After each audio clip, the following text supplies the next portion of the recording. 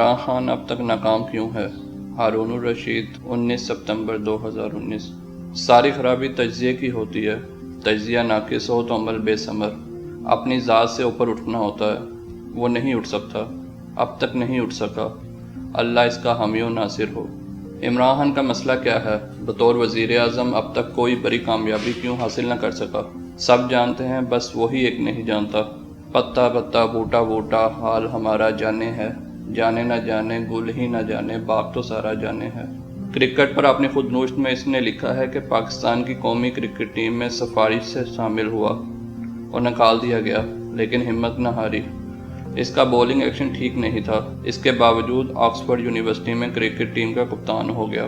30 برس کے بعد ایوان وزیر اعظم اسلام آباد کی ایک تقریب میں برطانوی وزیر اعظم ٹونی بلیر نے اس سے کہا، اس وقت ہم بھی آکسفورڈ میں تھے، لیکن آپ ہماری کیا پرواہ کرتے؟ بولنگ ایکشن کیسے ٹھیک ہوا؟ جدوجہد تو ایسی کہ یونیورسٹی کی انتظامیہ نالاں تھی، ذمہ داریاں تیاگ کر مشق کرنے وہ لندن جایا کرتا، شاید اس لیے کہ بہتر کھلاڑیوں سے سیکھ سکے۔ اس کے باوجود معاملہ جو کا تو رہا۔ پھر ایک عجیب واقعہ پیش آیا، جیسا کہ اس نے مجھے بتایا۔ ایک شب خواب میں اس نے خود کو ایک خاص انداز میں بولنگ کرتے دیکھا۔ سو کر اٹھا تو جوش و جذبے سے بھرا ہوا کرکٹ گراؤنڈ میں پہنچا۔ مسئلہ ختم، جوش کردار، جوش کردار، جوش کردار سے شمشیر سکندر کا طلوع، کوہ الوند ہوا جس کی حرارت سے گداز۔ یہ محض ایک افسانہ ہے کہ لڑکپن ہی میں وہ ایک زبردست کرکٹر تھا؟ بالکل نہیں۔ عمران خان کی موجودگی میں چودھری نثار علی خان نے بتایا، اس کی گیند وکٹوں سے فاصلے پر گرتی تھی، چنانچہ ہم نے اس کے لیے ایک دلچسپ اصطلاح تراشی تھی۔ کرکٹ ٹیم کے کپتان نثار علی خان تھے۔ عمران ڈٹا رہا، ہم اور مشاغل میں مصروف ہو گئے۔ شوکت خانم ہسپتال کی کہانی بھی یہی ہے۔ پہلی ہی میٹنگ میں 30 میں سے 29 ڈاکٹروں نے کہا تھا کہ ہسپتال بن ہی نہیں سکتا۔ 30ویں کی رائے یہ تھی کہ بن تو سکتا ہے، چل نہیں سکتا۔ مغرب سے بلائے گئے ایک مشین نے بھی یہی کہا تھا، جس کی کہانی اس نے اپنی خودنوشت میں اور میرا پاکستان میں بیان کی ہے۔ نمر کالج میں اول دن سے میں اس کے ساتھ شریک رہا۔ وقت تو زیادہ نہ دیا کہ ملازمت کی مجبوریاں، لیکن پیش رفت سے ہمیشہ واقف۔ ایک جھیل کے سامنے تپتی ہوئی پہاڑیوں کے دامن میں تعمیر شروع ہوئے چند ہفتے ہی گزرے تھے کہ لاہور کی تعمیراتی کمپنی بھاگ گئی۔ لو سے بھرے میدان میں مزدوروں نے کام کرنے سے انکار کر دیا۔ پھر حفیظ اللہ خان بروئے کار آئے، ایک ایسا ٹھیکیدار اس نے ڈھونڈ نکالا جس نے شاندار عمارت ہی تعمیر نہ کی، منافع بھی نہ لیا۔ میاں والی کے بہت سے مکین ایسے ہی ہیں، انتہا پسند، ادھر یا ادھر، بیچ میں قیام نہیں، قرار نہیں۔ خوب اچھی طرح سے یاد ہے کہ ایک شب اس نے مجھے عمارت کے لیے عطیے کی ترغیب دی۔ حیرت زدہ میں نے اس سے کہا کہ ایک اخبار نویس سے تم اتنے بہت سے پیسے مانگ رہے ہو؟ اس نے کہا، کل اگر ادائیگی نہ ہوئی تو تعمیر رک جائے گی۔ اس کی فرمائش تو میں پوری نہ کر سکا، لیکن تھوڑے سے روپے دینے پر آمادگی ظاہر کی۔ یہ میرے 2 بھائیوں کا روپیہ تھا۔ صبح 8 بجے کسی نے دروازے پر دستک دی۔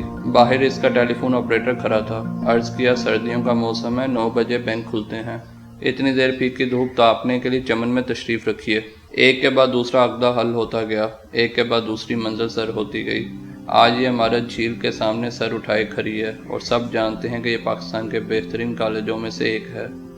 تعلیم سے فراغت پاتے ہی جس کے طلباء برسر روزگار ہو جاتے ہیں، وہ غریب بچے کتابیں تک جنہیں ادارہ دیتا ہے۔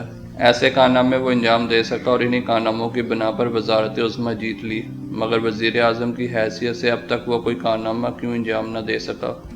وجوہات سامنے ہیں۔ کاروبار حکومت اور سیاسی حرکیات کا ادنا ادراک رکھنے والا کوئی بھی آدمی نشاندہی کر سکتا ہے۔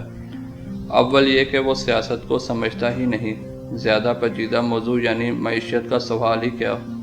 ثانیاً، اول روز سے ادنا مشیروں میں گھرا ہے، اور وقت گزرنے کے ساتھ اخلاقی اور علمی اعتبار سے ان مشیروں کی سطح گرتی جا رہی ہے۔ ناقص سیاستدان اور ناقص سول سرونٹ۔ مشقت میں کوئی کسر اس نے نہیں چھوڑی۔ پہلے 2-3 ماہ ایک بھی چھٹی نہیں کی۔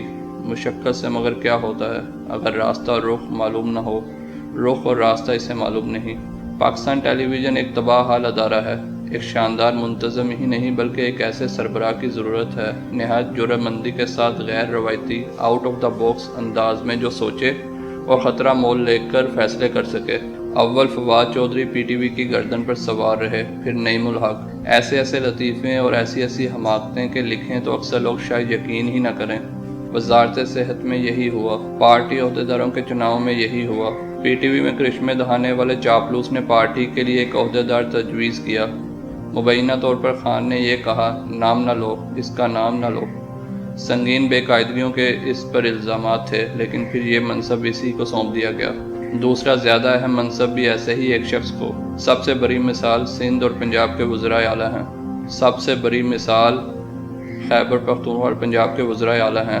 ہر خیر خواہ مشورہ دے چکا، ہر سمجھانے والا سمجھا چکا، لیکن وہ اپنی ضد پر اڑا ہے اور ایسا لگتا ہے کہ اڑا رہے گا۔ احتساب کا معاملہ بھی یہی ہے۔ یہ نہیں کہ احتساب نہیں ہونا چاہیے، احتساب تو لازماً اور یقیناً، مگر اس طرح نہیں، ہرگز نہیں۔ بری طرح اپنی برگزیدگی کے احساس میں مبتلا ہے۔ اس کا خیال یہ ہے کہ اللہ کے کچھ چنے ہوئے بندے ہوتے ہیں، یقیناً ہوتے ہیں، لیکن ایک بات وہ سمجھ نہیں سکا، ان چنے ہوئے بندوں کو قوانین قدرت سے استثنا نہیں دیا جاتا۔ روئے زمین پر کوئی بھی شخص پیدا نہ ہوگا جو حضرت مصطفیٰ صلی اللہ علیہ وآلہ وسلم کے مقامات کا ادراک کر سکے۔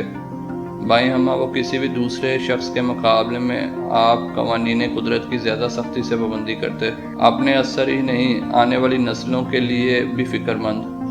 آخر کو پروردگار نے ان سے یہ کہا، ہم نے آپ کو دنیا کا ذمہ دار بنا کر نہیں بھیجا، آپ کا کام صرف پہنچا دینا ہے۔ اللہ نے انہیں رحمت للعالمین کہا، اپنے دو نام بخش دیے، رؤوف اور رحیم۔